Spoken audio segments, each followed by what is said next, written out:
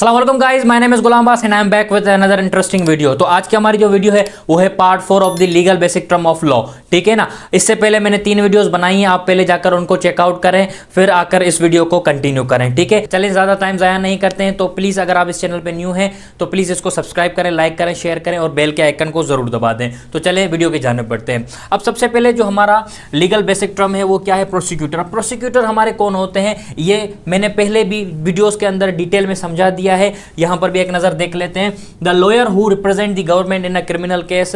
हमारे जो प्रोसिक्यूटर्स होते हैं वो लॉयर्स होते हैं जो गवर्नमेंट को रिप्रेजेंट करते हैं किसके अंदर? क्रिमिनल केसेस के अंदर। बेसिकली आम बंदे की जबान में इसको हम सरकारी वकील भी बोलते हैं। ठीक है, अब उसके बाद हमारा जो लीगल टर्म आता है वो आता है अक्यूज्ड। अक्यूज्ड हमारे कौन होते हैं? The person charge with a crime. अब मसलन पार्टी ए है, पार्टी बी है। ठीक है, बंदा ए है, बंदा बी है। बंदे ए ने बंदे बी को मार दिया। अब ये बंदे ए और बी के बीच का मसला नहीं रहेगा, अब ये बंदे ए और स्टेट का मसला हो जाएगा। ठीक है ना। अब क्या होगा कि अब स्टेट को रिप्रेजेंट करने वाला कौन? प्रोसिक्यूटर। अब जो बंदा ए है जिसके ऊपर चार्जेस है मर्डर के, ठीक है ना, अब ये जो है ये अक्यूज होगा। ठीक है ना, हम इसी को अक्यूज्ड बोलेंगे। अब उसके बाद हमारा जो थर्ड लीगल टर्म है वो है डिग्री। डिग्री क्या है अपनी?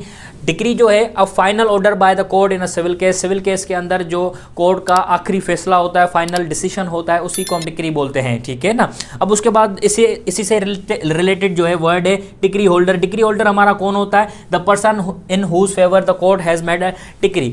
अब क्या होता है कि किसी बंदे के फेवर में अगर कोई फैसला आ जाता है सिविल कोर्ट के अंदर, किसी बंदे के फेवर में कोर्ट डिसीजन दे देती है तो हम उसी को डिग्री होल्डर बोलेंगे। ठीक है ना। अब उसके बाद हमारा जो लीगल टर्म है वो है ऑर्डर। ऑर्डर क्या है? अ डायरेक्शन और रूलिंग बाय अ कोर्ट।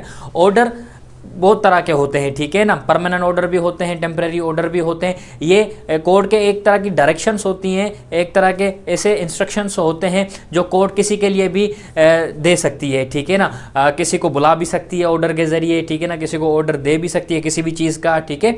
अब उसके बाद हमारा जो लीगल टर्म है वो क्या है? Life imprisonment. ठीक है, लाइफ इम्प्रिजनमेंट क्या है? A jail sentence that last for the rest of person's life. अब लाइफ इम्प्रिजनमेंट क्या होता है कि अगर किसी बंदे ने किसी का खून कर दिया, अब या वो चार्ज हो गया या किसी बड़े जो है ना क्राइम के अंदर मुलविस था या क्या, तो अब जो है ना जज क्या कर देगा? उसको लाइफ इम्प्रिजनमेंट की सज़ा देगा। इसके अंदर वो बंदा अपनी पूरी ज़िंदगी जेल के अंदर गुजारेगा। लाइफ इम्प्रिजनमेंट का मतलब होता है कि बंदा जो है ना पूरी ज़िंदगी अपनी जेल के अंदर गुजारे। ठीक है ना, जिसको हम आम बंदे की ज़बान में उम्र कैद भी बोलते हैं। उम्र कैद की सज़ा बंदे को मिल गई। ठीक है ना। अब उसके बाद चलते हैं कैपिटल पनिशमेंट। अब कैपिटल पनिशमेंट हम किसको बोलते हैं? The death penalty for the serious crime. अब ये जो कैपिटल जो है ना पनिशमेंट क्या है? ये लॉ की ज़बान का वर्ड है। ठीक है ना, इसको आम बंदे की ज़बान में हम बोल देंगे भाई किसी को फांसी दे दी गई। ठीक है ना, डेथ पेनल्टी दे दी गई।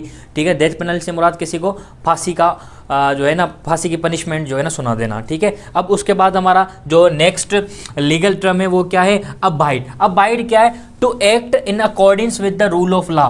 अबाइड क्या मतलब ये होता है कि भाई कोई भी काम करना, कुछ भी काम करना according with the rule of law. Means कानून के उसूलों को मद्देनज़र रखते हुए कोई काम करना। बिल्कुल ईजी है। अब उसके बाद हमारा जो है लीगल टर्म कौन सा है? पिटीशन। ये पहले भी मैंने वीडियोस में एक्सप्लेन कर दिया है, यहाँ पर भी हम एक नज़र देख लेते हैं। पिटीशन क्या होती है?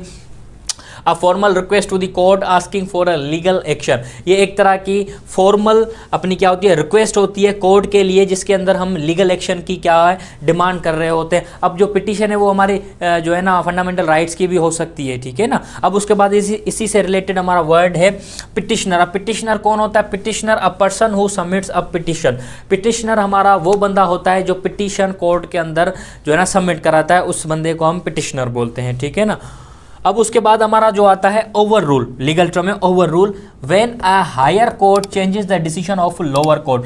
अब ओवर रूल का मतलब क्या होता है कि मसलन किसी बंदे के खिलाफ या अगेंस्ट कोई ऑर्डर आ गया, ठीक है ना, कोई डिसीजन आ गया, डिक्री आ गई, तो अब वो बंदा क्या कर रहा है? वो हायर कोर्ट के अंदर अपील कर रहा है। ठीक है ना। अब जब वो हायर कोर्ट के अंदर अपील करेगा, अब वो हायर कोर्ट के अंदर उस बंदे के फेवर में अगर वो केस आ गया, उसके फेवर में वो डिसीजन आ गया कोर्ट का, तो अब उसको क्या बोलेंगे कि भाई ये ओवर रूल हो गया। ओवर रूल का मतलब क्या हो गया कि भाई जो है ना अपनी जो है ना हायर कोर्ट ने डिसीजन को चेंज कर दिया लोअर कोर्ट के। ठीक है ना। अब इसी को हम ओवर रूल बोलेंगे। अब आगे चलते हैं। उसके बाद हमारा आता है अबेट। अबेट क्या होता है? To help or encourage someone to commit a crime. Abet का मतलब होता है कि भाई ऐसा काम, ये एक तरह का काम होता है जिसके अंदर हम क्या करते हैं, जिसके अंदर किसी बंदे को इंकरेज करना, उसको बाहिम्मत करना कि भाई जाकर ये क्राइम कर दो, ठीक है ना भाई, ये जाकर किसी का मर्डर कर दो, ठीक है ना, किसी के साथ धोखेबाजी कर दो, किसी को मतलब किसी को उकसाना क्राइम के लिए, ठीक है ना, उसको हम अबेट बोलेंगे। अब उसके बाद उसी से मिलता जुलता लफ्ज़ है हमारा अबेटर। अबेटर कौन होता है? A person who encourage someone to commit a crime. अब उस काम को, जो काम था कि भाई किसी को उकसाना, जाके वो मर्डर कर दे या कोई भी क्राइम कर दे, अब उस बंदे को क्या बोलेंगे? अबेटर। भाई ये अबेटर है क्योंकि इस बंदे ने इस दूसरे बंदे को उकसाया किसी का खून करने के लिए, ठीक है ना, किसी के साथ ज्यादती करने के लिए, तो उसको हम अबेटर बोलेंगे। अब उसके बाद जो है सेकेंड लास्ट हमारा वर्ड है एब्रोगेट। एब्रोगेट क्या होता है? टू कैंसिल और रिपील अ लॉ। एब्रोगेट जो हम बोलते हैं, एब्रोगेट का मतलब होता है किसी भी लॉ को कैंसिल करना या रद्द करना, ठीक है ना, किसी भी अच्छा लागू किए कानून को भी, लागू के लिए कानून के लिए भी ये लफ्ज़ इस्तेमाल होता है, ठीक है। अब उसके बाद हमारा क्या है? लास्ट है असेशन। असेशन क्या होता है? The process of gaining rights और प्रॉपर्टी ऑफ एन इनहेरिटेंस, ठीक है, ये गेनिंग है, ठीक है। अब असेशन क्या होता है कि वो प्रोसेस जिसके अंदर हम अपने हुकूक को हासिल करें, अपनी प्रॉपर्टी को हासिल करें, ये अक्सर औक़ात हमारा इनहेरिटेंस के अंदर होता है, ठीक है ना, विरासत के अंदर ये टर्म बहुत ही ज़्यादा असेशन जो है ना इस्तेमाल होता है। तो आज के लिए हमारे यही टर्म्स थे। इंशाल्लाह अगली वीडियो में जल्दी मुलाकात होगी। तब तक के लिए आप चैनल को सब्सक्राइब कर दें, लाइक कर दें, शेयर कर दें और कमेंट कर दें।